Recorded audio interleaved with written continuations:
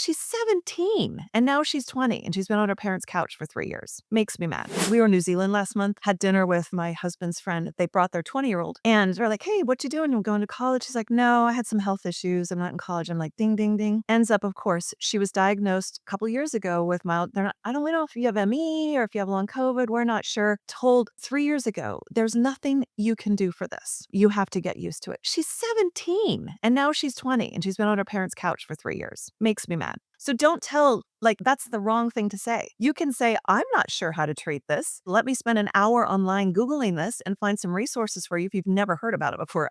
Hi there. Welcome back to the Integrative Women's Health Podcast. I'm your host, Dr. Jessica Drummond, and I'm here with Dr. Jenny Tufenkian. She is leading an upcoming summit that I'm really excited about. I was a speaker sharing my story about my experience with long COVID that many of you have heard about, and you are going to hear probably the deepest dive interview on that I've ever done in this 4+ years that I've been navigating this. But Jenny, welcome. I'm really excited to talk to you about some of the other golden clinical pearls. But first, I would love to hear your story and why this summit around chronic fatigue, chronic illness, long COVID in particular, was such an important piece of work for you. Yeah, thank you for having me here. It's just a pleasure to be with you, and it was so much fun interviewing you. It's great to have you interviewing me at this point. So, Yeah. yeah, so my story, just like you and like so many of us who were in the summit, it was a personal experience. This condition chose me, and looking back now, I probably had myalgic encephalitis as a teenager. Mm.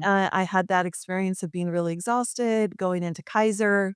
My dad big deal that my dad took me to the doctor, took me in, and they said, "Oh, you don't have mono and you don't have strep. Clearly, you're just trying to skip school. Get back to school, kid." And that was it. And it was awful experience, and I remember that.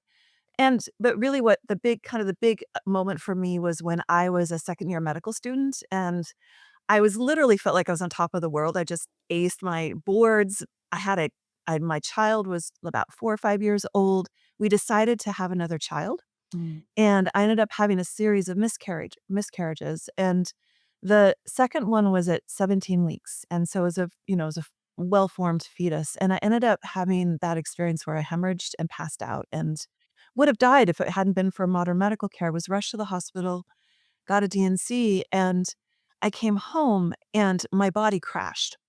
I remember my blood pressure just tanked, and I kinda crawled up the stairs and went to bed, and I stayed there for months. Mm. I ended up throwing me into what I call a dark night of the soul, where not just my physical body, but my emotional, my energy body were down flat. In another time, I would have been called insane Mm. and, locked up because I couldn't function. I had severe anxiety, and I had, suicidal ideation. I couldn't handle the energy of anybody else in the room. I couldn't sleep. Every time I shut my eyes, I would see these dark shapes around me, and I'd wake up in terror. I Mm. couldn't eat, like, there was nothing that I could get into my body. I had to have IVs in my arm for nutrition, and I had to be walked to the bathroom. It was one of those very, very intense times, and I was blessed to have all of my fellow students and my teachers come by my bedside and feed my child and take care of everybody, and I ended up having a couple of really powerful experiences. One was with a subconscious healer that came in and worked with me, and we did hypnosis, and Mm. she came and worked with me twice a week. And that was the first time I got where I really needed to go, and I understood the power of that subconscious mind. And this is back in the early 90s before we had that Stanford study showing that indeed, yes, we do have generational trauma that is stuck in our bodies and we do have memories of it. But back then I was doing, what is this stuff? Like all this generational stuff was coming up and I could see it and feel it and knew what was going on. And so we were processing all these things, and I got out of the anxiety. I got out of the depression, and I was able to move from the bed to the couch. Mm. And I felt much better, but I was exhausted and I could not go back to school for a whole year.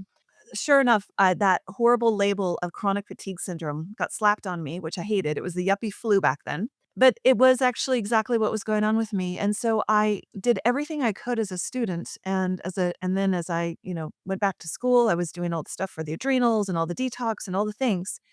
And I figured it was like a puzzle and I needed all these different puzzle pieces. And I finally broke through. halfway through my residency, I got all 20 of my mercury amalgams out and had an incredible amount of energy, full of life, like 150% better, no energy crashes, ended up opening clinics, was teaching at the college, ended up eventually 9 years later having another kid, like, had secondary infertility for a long time, but was able to, do all those things and knew I would never get sick again until I did.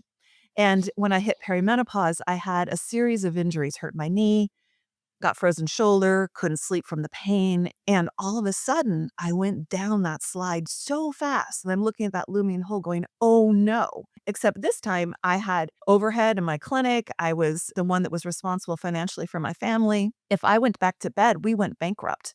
I had Mhm. no choice but to figure out what was going on here.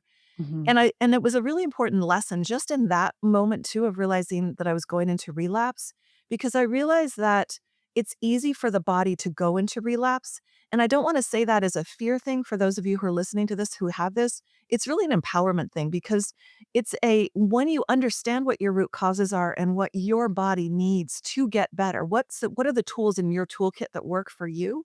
Then when you're at risk for a relapse, you can use those tools and either stop that relapse at all or shorten the course or make it not as deep. So I think it's just one of those things to be aware of as a truism so that you can keep those tools in. I couldn't sleep, so I just got up and researched. And this is back when they thought that all chronic fatigue was just from one thing. They're fighting. Like, is it parvo B virus? Is it Epstein-Barr Mm. virus? Is it this? Mm. I don't know if you remember those days. Maybe I don't know if you're in the literature back at that time, but that's Yeah. what they were Yeah. doing. And Yeah. I was like, no, I think it's more than that. I think it's a couple different things all interconnected. And I had this crazy experience where all these patients came in. I was able to really figure out that there are 5 different root causes to chronic fatigue. Mm. So that was really my chronic kind of fatigue story, and then the pandemic hit, and my health is great. I, again, got 100% out of that situation, So 150% better. how long, before your Yeah. COVID infection was that last relapse? It was about 10 years. Oh, okay. Okay. Yeah. So you had, like, that enough time to really recover, stay Oh, stable financially, all of oh, that. yeah. I Yeah. mean, I was before during the pandemic, we were in lockdown, all that kind of stuff. When we started traveling again, that's I can't remember which summer that was. I was like, I mean, I went to London by myself, had an amazing time, met up with some friends, had so much fun getting lost in London, walked for 12 hours with my feet bleeding and was happy as a clam. It was Yeah. kayaking and hiking every single day, just out doing everything. No glass ceiling, no energy, no worry about energy budgeting, none of that. Mhm. And it was 2 months after that that I got COVID, and it crashed me into long COVID. And I always say there's a setup in terms of why this kinda happens. I had severe, severe amount of emotional stress that happened that year, like, kind of I remember sitting here at this desk actually going, "This is cancer level causing stress. I need to shift this," and I knew that, but it was that kind of, like, really deep stress that everybody had during the pandemic in one way or the other. And I also, had a low-grade gastrointestinal infection with H. pylori, and the day that I got exposed to COVID, I had a gastrointestinal illness from food poisoning when I was traveling in the Dominican Republic. So my microbiome was shot, and I got COVID, and I think that COVID landed in my microbiome, and because my stress response was already jacked up, I didn't have the ability, my immune system was overrun. What's so important about that story is it's so common. This is exactly the path that people have, right? They have some genetic vulnerabilities, Right, they have some maybe subconscious or traumatic right, vulnerabilities, yep, and they sometimes it's really just a luck thing in the sense that they're hit at the wrong time. Like you said, like I've had many clients who now have their first 2 COVID infections, they were able to fully recover from pretty easily. And then the third one is the one that takes them down because they happen to be in luteal phase or they happen to right, have, had the a cold the week before or something like that. And so I think what's so important about that is that this is why I think we have to be so much more disability aware, if you will, because I think people think like this is never going to happen to me. Because I was exactly like you, like not the week before, but about a month before, I was hiking in Vermont on ski mountains. I wasn't thinking about my energy whatsoever, but you can be in very, very good shape yeah, and have a couple of timing issues or whatever, and this can hit you. And it's not always COVID, there are a lot of other triggering factors. One of the things that I really wanted to ask you about related to your story, but maybe you've learned some things from some Mhm. of the other speakers on the summit as well. What are some of the intersections that you're seeing between perimenopause or low estrogen times? I'm really seeing clinically that luteal phase, postpartum, perimenopause are like huge red flags. Anytime someone is slightly low estrogen compared to if they're already on HRT, we know that's protective, things like that. So, what are you seeing there and your speakers seeing there? I totally agree, and I did have, Betty Murray came in and spoke. We did a deep dive into the hormone piece, and it was really interesting because often when I tell that story, I talk about that second relapse as and there was perimenopause sprinkled on top.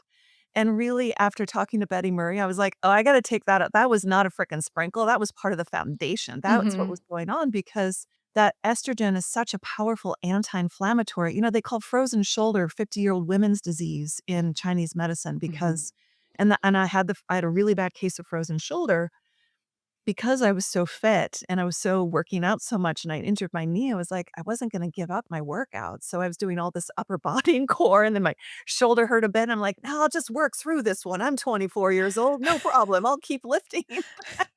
Yes. I'll Yeah. swim."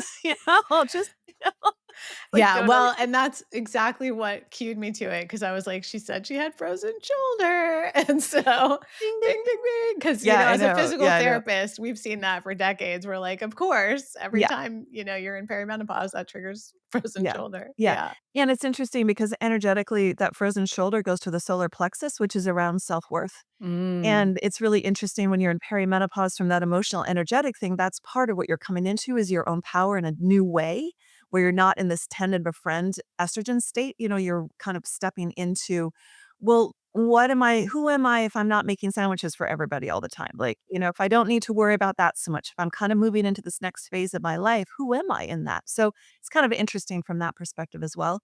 But yes, perimenopause is huge. And I agree with the luteal phase thing as well.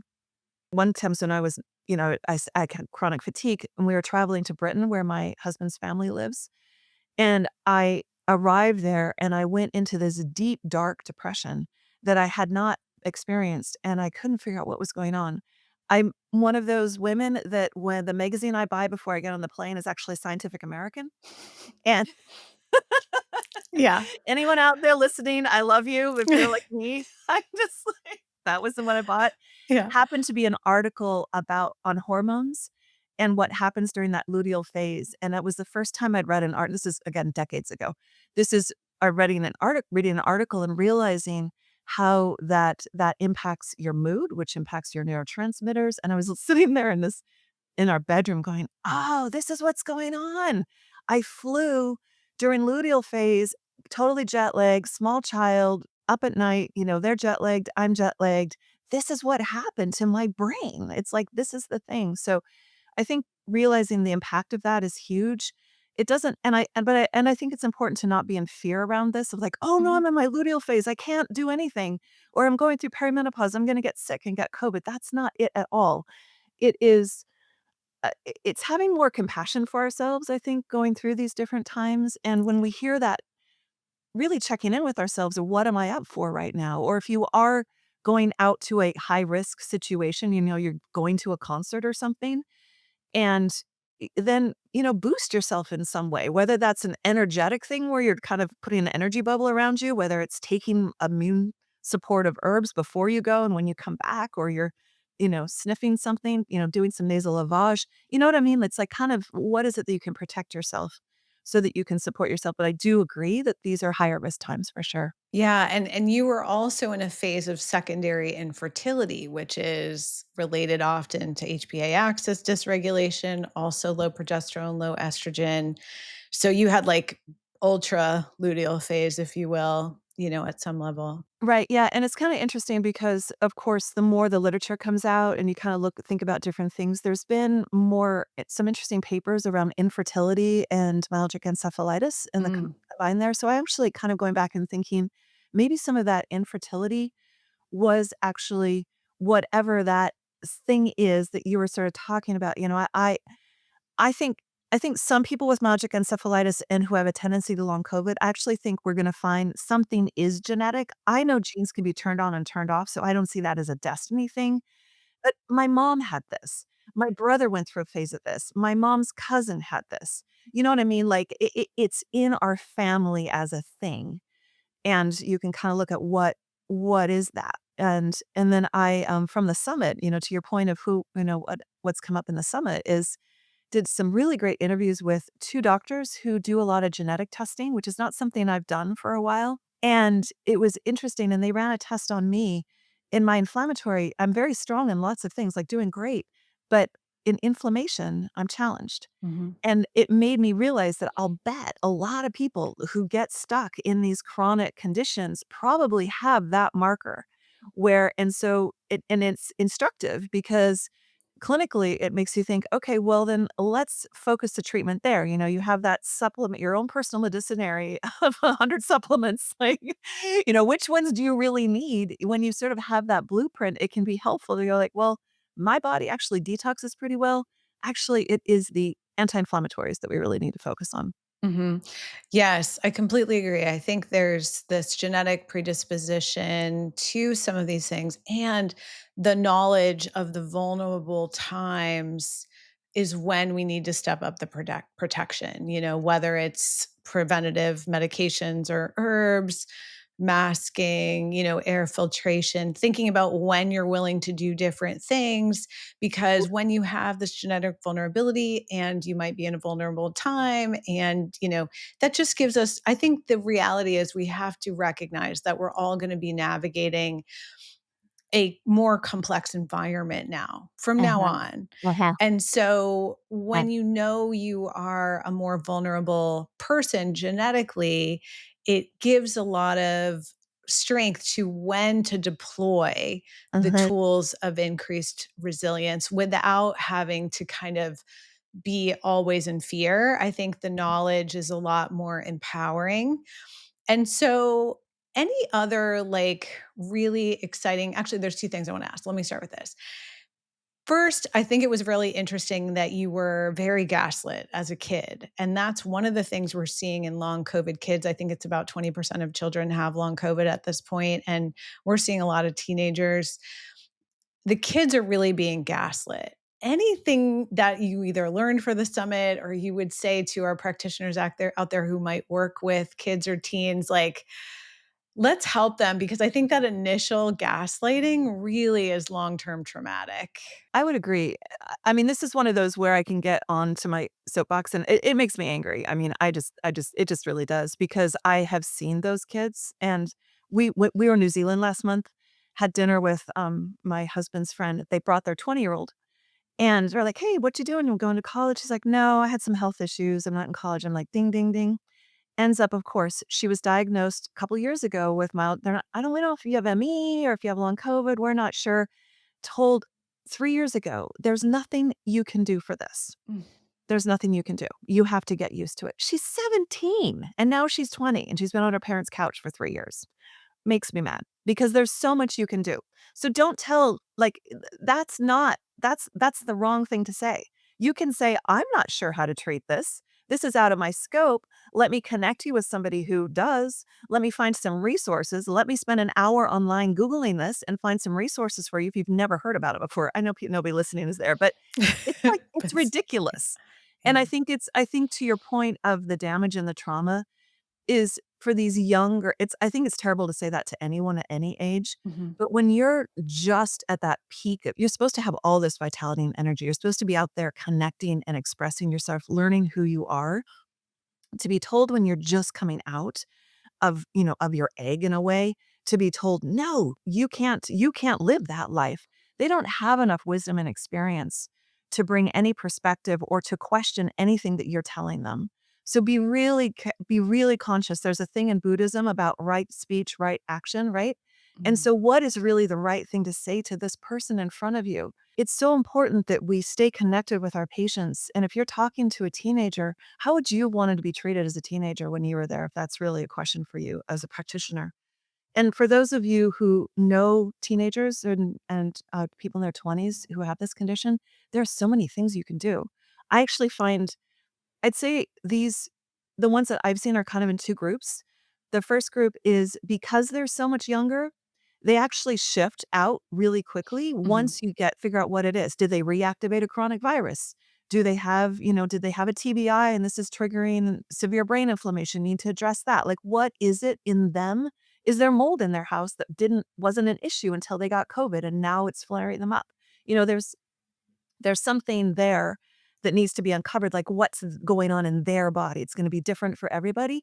So that's the one group, and once you figure out what that is and they get their lifestyle, I mean, they do get the bonus of needing to realize that lifestyle matters at an earlier age, and so they get to eat better than their friends, and they get to sleep more than their friends, but that will pay off for them when they're in their 40s. They Yeah. can thank us later. Yeah. But then the other group I'd say are more severely ill, and I think those are when I'm seeing genetic propensities that would have triggered in their 30s, 40s, and 50s being turned on in these teenagers or early 20s. And you're seeing people and those are the ones with the rheumatoid factors that are elevated, the ANA, that, these autoimmune things that are flaring, and they got kicked on by the COVID. Mhm. And so those are kind of the two groups that I'm seeing. So obviously they are the more sick ones and they are going to take more time because their body is in a much more severe dysregulated state. Yet it does not mean that there's not an answer for these people. So and yeah, so that's Agree, agree. I 100% agree. I almost feel like one of the things you and I should do is like almost start a group for teens because it's very difficult because you have to take ownership of this healing, which is difficult before you really know how to like take ownership of yourself, you right. know? And Exactly. it's difficult, but I think the hopeful message is that as long as they're believed by their team, Yes. and then the team works with them, and Yeah. that ideally it depends on how old they are, if someone's 12 versus if someone's 17, there can be big differences in what they can own, but as much as they can own that healing, it's so hard, but that seems to be the most success I'm Mhm. seeing. Yeah. Yeah. So, and then the other thing I wanted to ask is before we wrap up, give me a couple of shiny clinical pearls. Like, what are some of the most, what were some of the most interesting things you learned in doing this summit with all of the interviews that you did? There are about 50 speakers, so there's so many clinical pearls. So, like, the top ones, I would say that the conversation with Leo Gallen was such a lovely, deep, geeky dive into the mitochondria and really discussing what might be happening deep inside the mitochondria with the electron transport system in the challenging cases and how some people are um, ketogenic, keto resistant. And why is that? Is there sort of this reverse process in the energy system? So that was really, for those of you who are really interested in those deep dives, and either you yourself or somebody, or you're working with people who are complex cases that are somewhat resistant to what you would think, he feels like their metabolism's really off. That talk was great. It was really enjoyable. Other really great clinical pearls. I loved my talk with Dr. Vajani, which again was very geeky in terms of lab interpretation and looking at the connection. He's such a research person. You put Mhm. his name into PubMed and it's 6 pages of research papers that are behind his name. And he really drew that connection between what's happening inside the cells and turning on this autoimmune process, and Mhm. also how it is that we can do a better job interpreting labs for chronic virus reactivation, which is one of those things that a lot of doctors don't want to look at because they're like, well, basically, the truth is they don't know how to interpret them because we don't have great testing for it. But we did Mhm. go into that, and that was fantastic. Yeah. And then I would say, I mean, there's so many great ones. Some of the really inspiring ones, so many people have a hard time getting any movement in because of the post-exertional malaise. So Mhm. brought in Julie Tom, who does trauma-informed movement using HRV, and she's incredible. Really, really completely different look at any of this than you've ever heard before. So she was fantastic. I And could that go on sounds like and a on. really key one for all the physical therapists in our community, because Yes. that's what they're trying to do is really navigate the balance between pacing and not losing all of the strength and resilience and bone structure and. Right, so there's 2 or 3 talks in there for all of you, physical therapists that I would highly recommend. Deborah Atkinson's as well, and Julie Tom for sure, and then a couple the bone folks were really great, Dr. Neustadt and Margie Bissinger. Excellent. Thank you so much. Thank you for sharing that. Thank you for sharing your story. Thank you for putting together the summit, which I know is always a lot of work, but this is something that's going to be with us from now on. So, having those tools of prevention, those tools of mitigation, those tools of recognizing when people are in higher risk states, and then the hope and the specific actionable tools that people can use to fully recover is so important because when you're stuck in the deep tunnel of ME in particular, it can feel very hopeless. So this summit is giving people a lot of hope. Yeah. Thank you. You're so welcome. Thank you for having me here. I'm looking forward to talking soon.